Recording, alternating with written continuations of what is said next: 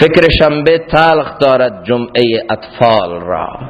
بعد از ظهر جمعه که میشه بچه ها همه ژولیده پژمرده به هم ریخته.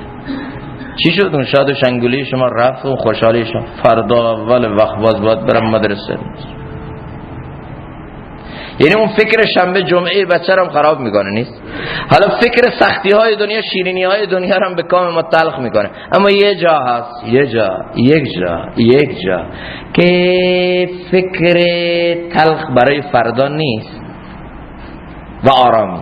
و یه جا هم تو دنیا هست. وقتی با خالق بهشت رابطه برقرار کردی، فهمیدی فردای من هم در دست اون ذاتیه که امروز منو ساخته. بنابراین میگی برای فردا، میگی فردا در دست الله، توکلت علی الله. افسردگی ها از گذشته هاست، اضطراب ها از آینده هاست. فکر گذشته افسردگی میاره، فکر آینده اضطراب میاره. مؤمن نه فکر گذشته داره که افسردگی بگیره، نه فکر آینده داره که اضطراب داشته باشه، چون میدونه اون ذاتی که الان منو درست کرده، اون ذات میتونه گذشته من رو هم نه تنها عفو کنه بلکه همه اونو خوبی کنه، آینده من رو هم میتونه تضمین کنه. همه در دست الله. این راحته، این پر سکونه. اما عموما جامعه ما امروز یا گرفتار گذشته تلخه یا گرفتار آینده موهومه.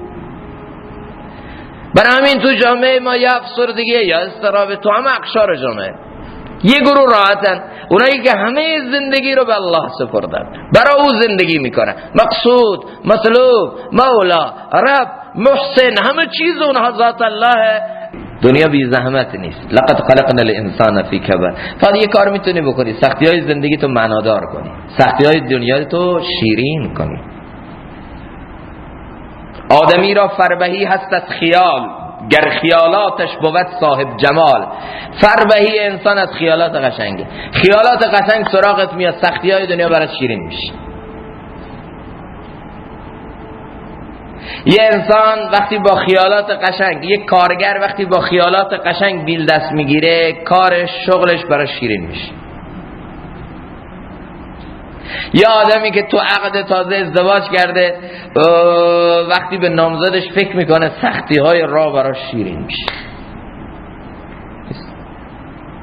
یه انسانی که در حقیقت به مقصد فکر میکنه، تو قطار نشسته، این قطار کوپه قطار امکانات نداره، کولر درست نداره، تخت درست نداره، وقتی فکر میکنه الان انشالله میرسم خانه، مادرم یک چای داغ برام میذاره، برادرم این طرف دستم و تو دستم میگیره، اعضای خانواده کنارم میشینه، به اونها فکر میکنه، این سختی ها براش آسان میشه.